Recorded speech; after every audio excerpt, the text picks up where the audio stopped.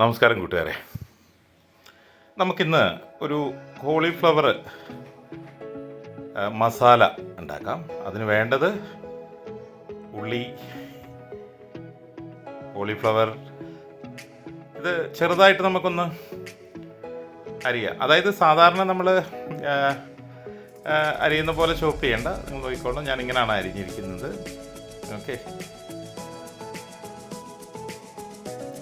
ഇത് പൊതുവെ നല്ല ടേസ്റ്റാണ്. അതായത് കുട്ടികൾക്കൊക്കെ വളരെ ഇഷ്ടപ്പെടുന്നൊരു സാധനമാണ്.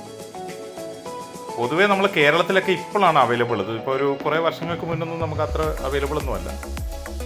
ഇതിന് നമുക്ക് ഞാൻ ഉരുളക്കിഴങ്ങുണ്ട്, ഉള്ളി, കോളിഫ്ലവർ, ഇഞ്ചി, പച്ചമുളകൾ, വെളുത്തുള്ളി, വളരെ കുറച്ച് സാധനങ്ങളും മതി ഇതിനകത്ത്. ഒത്തിരി ഐറ്റംസ് ഒന്നും വേണ്ട.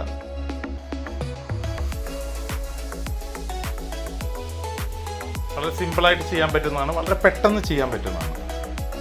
ഒരു 15 മിനിറ്റ് കൊണ്ട് തന്നെ ഈ സാധനം നമുക്ക് പെട്ടെന്ന് ചെയ്യാൻ പറ്റും. നല്ല ടേസ്റ്റാണത്, നല്ല ടേസ്റ്റാണ്. നിങ്ങൾ ഉറപ്പായിട്ട് ഇതൊന്നും ചെയ്ത് നോക്കണം. പിന്നെ ഞാൻ വിട്ടുപോയ കാര്യം, നിങ്ങൾ ഉറപ്പായിട്ടും എൻ്റെ ചാനൽ സബ്സ്ക്രൈബ് ചെയ്യണം, ലൈക്ക് ചെയ്യണം. പിന്നെ ഇതിനകത്ത് എന്തെങ്കിലും കുറവുണ്ടെങ്കിൽ നിങ്ങൾ ഡെഫിനറ്റ്ലി നിങ്ങൾ മെൻഷൻ ചെയ്യുന്ന കമൻസ് ഇടണം. ഓക്കെ,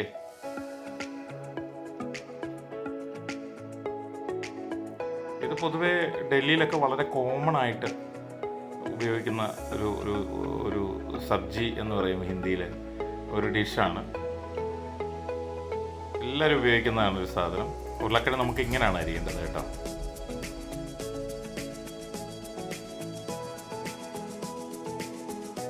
ഉറപ്പായിട്ട് നിങ്ങൾ ട്രൈ ചെയ്യണം. മസാല നല്ല മണമാണ്. അപ്പോൾ വളരെ സിമ്പിളായിട്ടുള്ള മസാലകളൊക്കെയാണ്. പച്ചമുളക് നമുക്കൊന്ന് ചെയ്തെടുക്കാം. വെളുത്തുള്ളി വേണം നമുക്കിതിനകത്ത് പച്ചമുളകും ഇഞ്ചിയും, ഞാൻ നേരത്തെ പറഞ്ഞായിരുന്നു, ഇഞ്ചിയും വെളുത്തുള്ളി കുറച്ച് ക്വാണ്ടിറ്റിയിലാണ് ഞാൻ ഇഞ്ചിയും വെളുത്തുള്ളിയൊക്കെ എടുത്തിരിക്കുന്നത്. കണ്ടല്ലോ, ഞാൻ 3 വലിയ ആണ് ഞാൻ എടുത്തിരിക്കുന്നത്.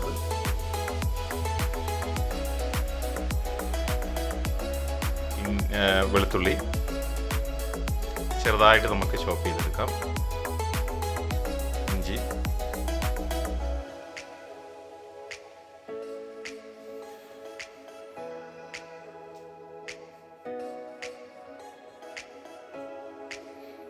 പൊതുവേ നോർത്ത് ഇന്ത്യയിൽ പൊതുവേ ഈ തേങ്ങ അരിച്ചുള്ള കറികളൊക്കെ വളരെ കുറവാണ് കേട്ടോ. ഒരു കറികളിലും അവർ തേങ്ങ ഉപയോഗിക്കാറില്ല. നമ്മൾ കേരളത്തിലുള്ള ആൾക്കാരും സൗത്ത് ഇന്ത്യയിലൊക്കെ ഉള്ള ആൾക്കാരാണ് പൊതുവെ തേങ്ങ ഉപയോഗിക്കുന്നത്. എസ്പെഷ്യലി കേരളത്തിലുള്ള ആൾക്കാരാണ് ഏറ്റവും കൂടുതൽ ഉപയോഗിക്കുന്നത്. ഇവിടെ ഉപയോഗിക്കില്ല. പക്ഷേ ഞാൻ ഒക്കെ വരുന്ന സമയത്തും വിചാരിച്ചിട്ടുണ്ട് അങ്ങനെ ടേസ്റ്റ്, പക്ഷേ വളരെ നല്ല ടേസ്റ്റാണ് ഉപയോഗിക്കാതെ.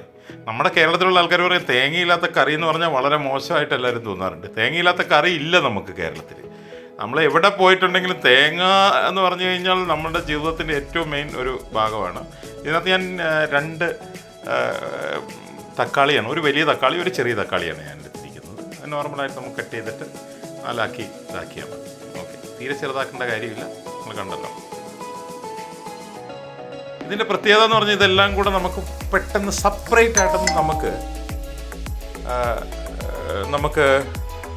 ഇത് നമ്മളെന്താ പറയുക, നമുക്ക് ടൈം ഇട്ടിട്ട് ഒത്തിരി ടൈം ഇട്ട് ഓരോന്നോരോന്ന് ഇൻഡിവിജ്വലായിട്ട് വഴറ്റേണ്ട. ഇതിനകത്ത് കുറച്ച് കൊറിയണ്ട ലീഫ് ഞാനിപ്പോൾ എടുത്ത് ഉപയോഗിച്ചിട്ടുണ്ട്.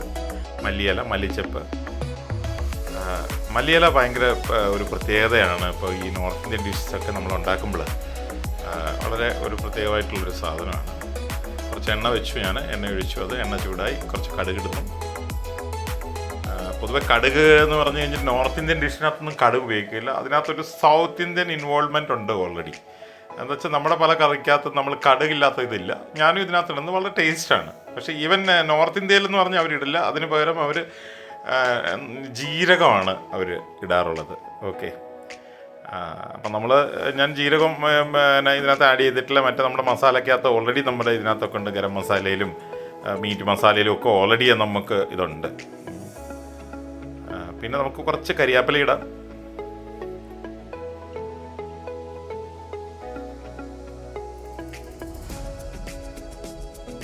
ഇഞ്ചി, വെളുത്തുള്ളി, പച്ചമുളക് ഇത് നമുക്കിടാം ആദ്യം.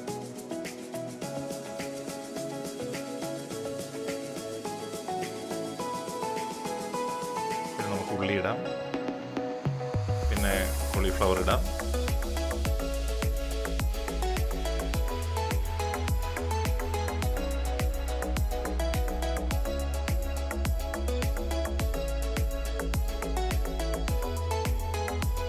കോളിഫ്ലവറൊക്കെ ഇട്ടതിന് ശേഷം നമുക്ക് ഉരുളക്കിഴങ്ങിടാം.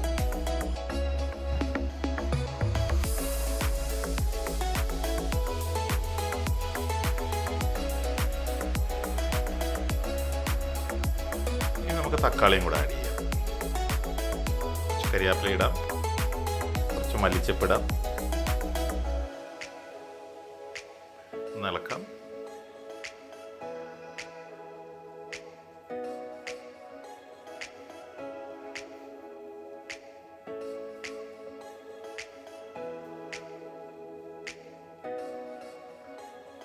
കരിയാപ്പില നമ്മൾ ആദ്യം ഇട്ടിരുന്നു, എന്നാൽ പിന്നെ ഞാൻ കുറച്ചും കൂടി ഇട്ടു. തക്കാളി ഇട്ടു.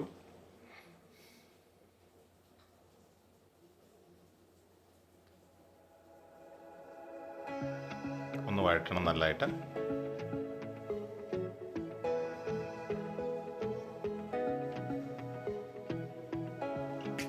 പിന്നെ നമുക്ക് മുളക് പൊടി ഇടാം.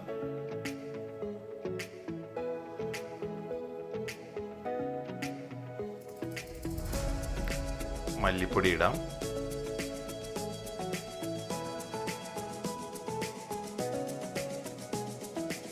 മഞ്ഞപ്പൊടി,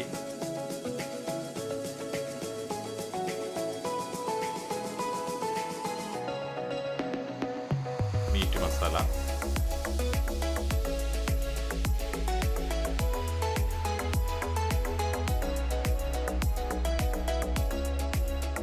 കുറച്ച് ഗരം മസാല,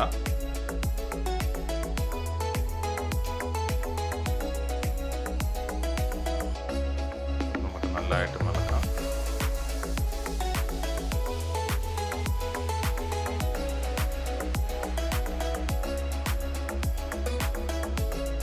നല്ലതായിട്ട് നമുക്കൊന്ന് വഴറ്റിയെടുക്കാം. മണങ്ങളൊക്കെ മണം വരുന്നുണ്ട് നല്ലതായിട്ട്.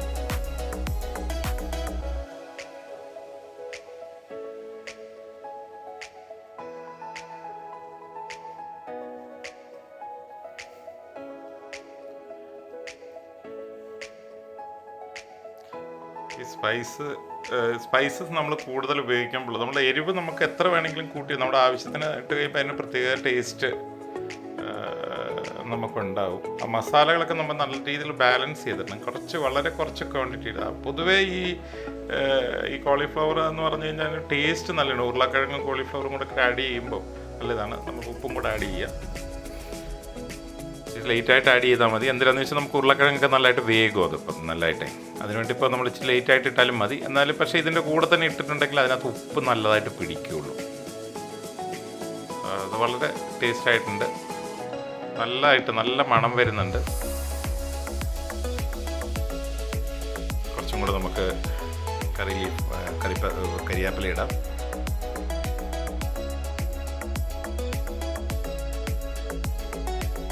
വളരെ ഈസി ആയിട്ട് ചെയ്യാൻ പറ്റുന്നതാണ്. എല്ലാവർക്കും വളരെ ഇഷ്ടപ്പെടുന്നൊരു ഡിഷാണ്. പിന്നെ ഒരു കാരണവശാലും മറക്കരുത്, ലൈക്ക് ചെയ്യണം, സബ്സ്ക്രൈബ് ചെയ്യണം, പറ്റുകയാണെങ്കിൽ ഷെയർ ചെയ്യണം. ഇനി നമുക്കൊന്ന് അടച്ചു വെച്ചിട്ട് ഒന്ന് വേവിക്കാം. ഒരു 15 മിനിറ്റിനുള്ളിൽ സംഗതി റെഡി. 15 മിനിറ്റ് പോലും വേണ്ട, 10 മിനിറ്റ് ആകുമ്പോൾ തന്നെ ഇത് റെഡിയാകും.